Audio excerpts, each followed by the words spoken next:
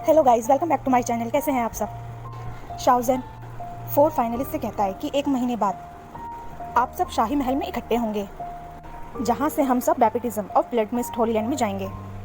आप सब इस मौके का पूरा फ़ायदा उठाना। तब तक अपने कल्टीवेशन को इम्प्रूव करने की कोशिश करिएगा। भीड़ आपस में बात करने लग जाती है। उनमें से एक कहता है, क्या सच में मैंने सही सुना? Blood mist Holi land.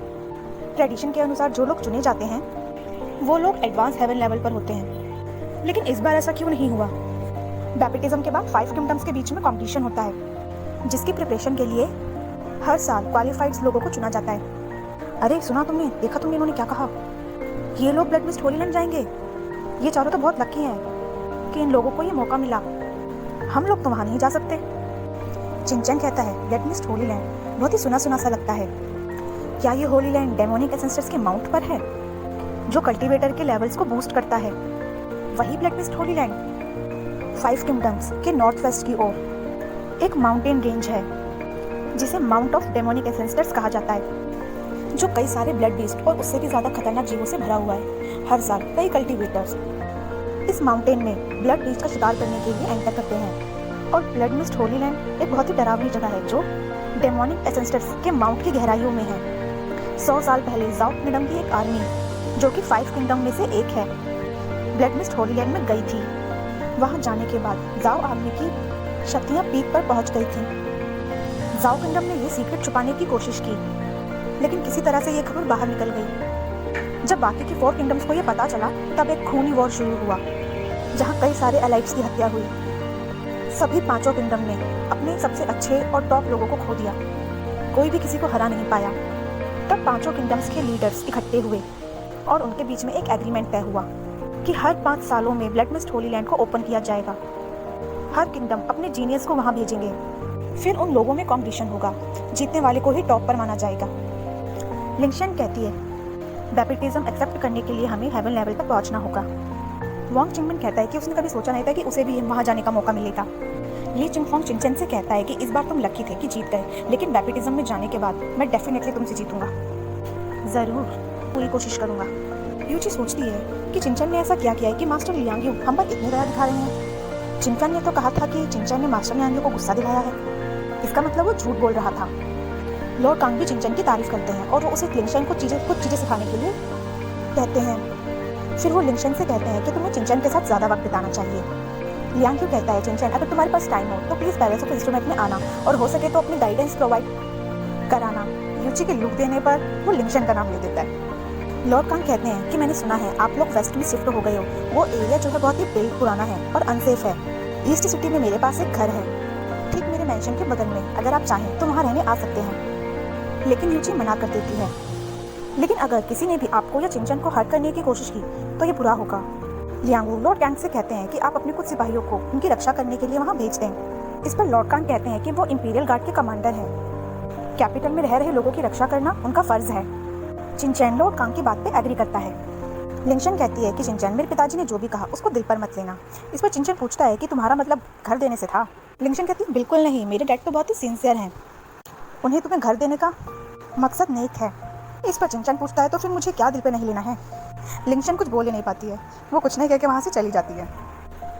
Next scene में चिन रेजिडेंस का डॉक्टर कहता है, मैंने मेडिसिन दे दी हैं, चिनफेन जल्दी ठीक हो जाएगा, लेकिन उसका कल्टीवेशन पूरी तरीके से खराब हो चुका है और अब वो दोबारा मार्शल आर्ट्स की प्रैक्टिस नहीं कर पाएगा।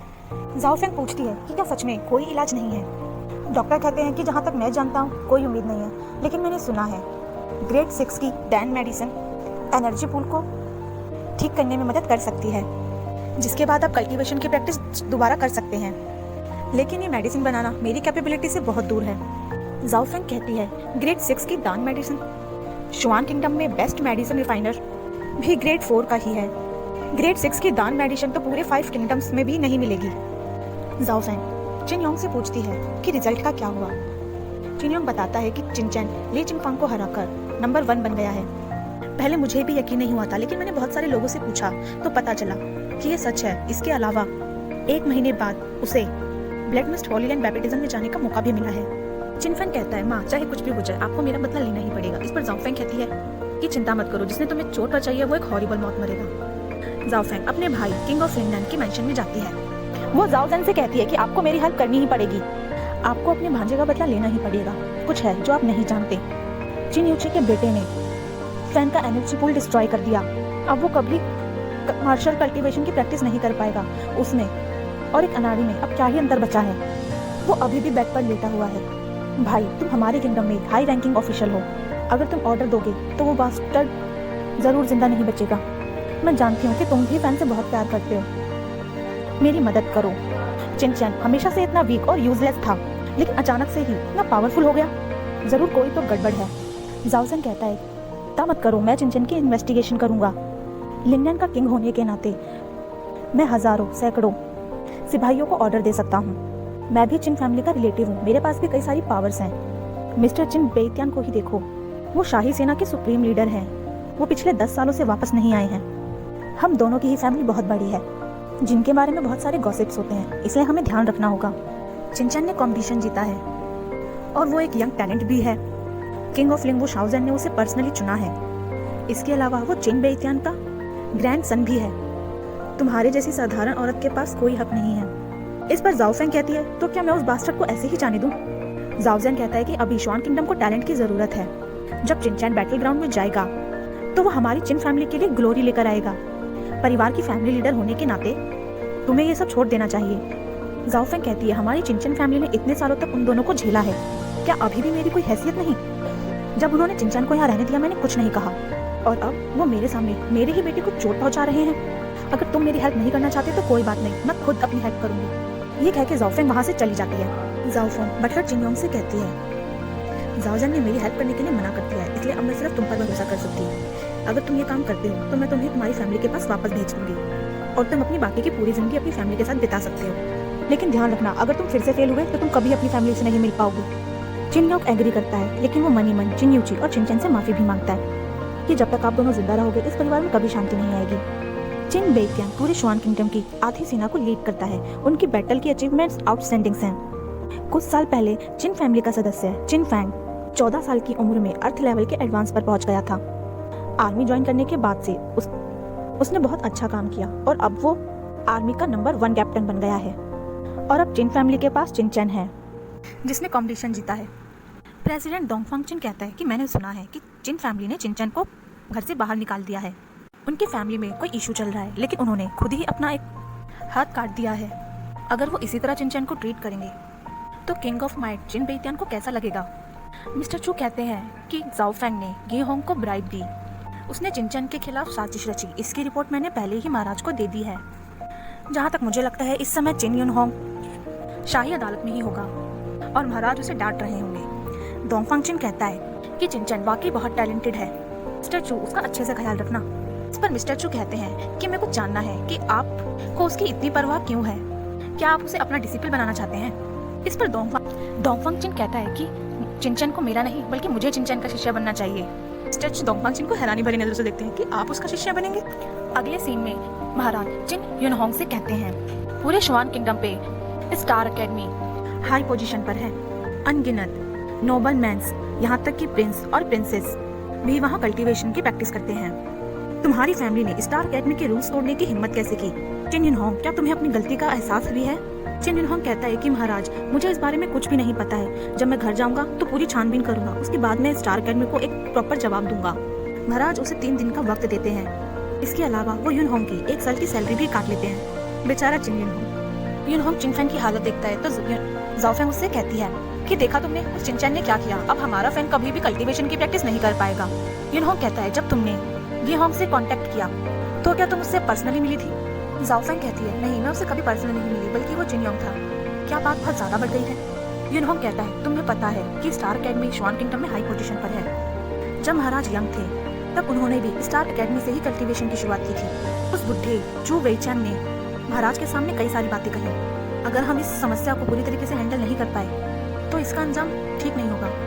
जाओफेंग कहती है, हमारी चिन फैमिली ने इस पूरे शुआन किंगडम के लिए बहुत कुछ किया है। शुआन किंगडम की आधी सीमा हमारी चिन फैमिली ने संभाल रखी है।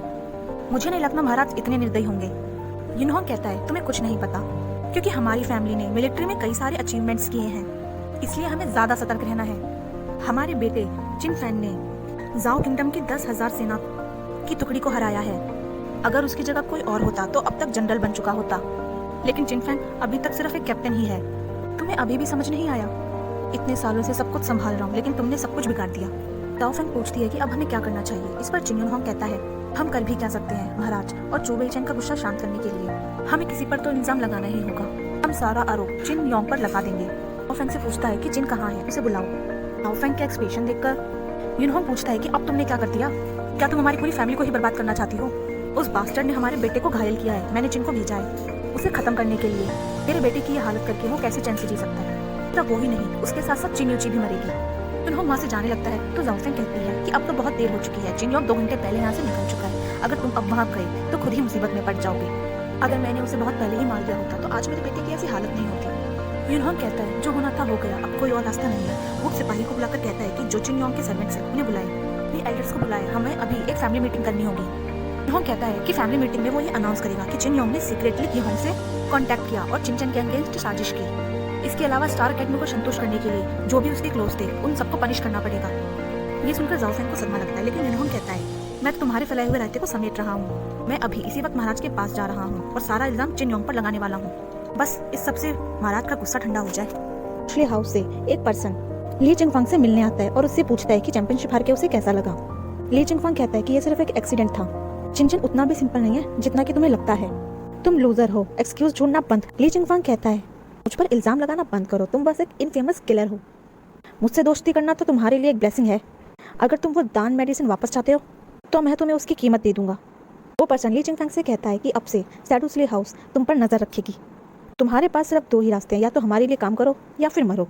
ली चिंगफांग उसे छोड़ने के लिए कहता है। इस पर वो पर्सन उसे एक और मौका देता है, कहता है कि तुम जीत तो सकते हो लेकिन तुम्हें सजा तो जरूर मिलेगी। ली चिंगफांग पूछता है कि आखिर वो चाहता क्या है। इस पर वो पर्सन कहता है अगर तुम 5 किंगडम के कंपटीशन में नहीं जा रहे होते तो तुम मुझसे बात करने के लायक भी नहीं होते। वो उसके कान में कुछ कहता है जिस पर ली चिंगफांग उसे वो काम करने से मना कर देता है। ली चिंगफांग कहता है अगर उसने ऐसा किया तो उसकी फैमिली के सभी लोग एक हॉरिबल डेथ मरेंगे। वो पर्सन उसे चेतावनी देके वहाँ से चले जाता है कि यही तुम्हारी किस्मत है। ली चिंगफांग इस सब का जिम्मेदार चिनचैन को ठहराता है। नेक्स्ट सीन में चिनचैन एक स्क्रॉल पढ़ रहा होता है जिसमें लिखा होता है कि 300 साल बाद शांगवान शुअर और फैंग शाओयू इस पूरे कॉन्टिनेंट में सबसे स्ट्रॉन्ग बनेंगे, जिन्हें एम्परर तियानवू और एम्परेंस लिंगबो का टाइटल मिलेगा। ये दोनों फोर्सेस बहुत ही पावरफुल होंगी, इसीलिए इनके नाम इस जगह पर भी सुने हुए हैं। चिनचैन कहता है फैंग शाओयू और शांगवान शियर एक दिन मैं मार्शल डोमेन वापस आऊँगा और तब तुमसे हिसाब बराबर करूँगा। और गाइस इसी के साथ हमारा ये एपिसोड खत्म होता है। आगे की कहानी हम जानेंगे अगले एपिसोड में। तब तक के लिए अगर आपको वीडियो पसंद आई हो तो चैनल को सब्सक्राइब और वीडियो को लाइक करना ना भूलें। Thank you so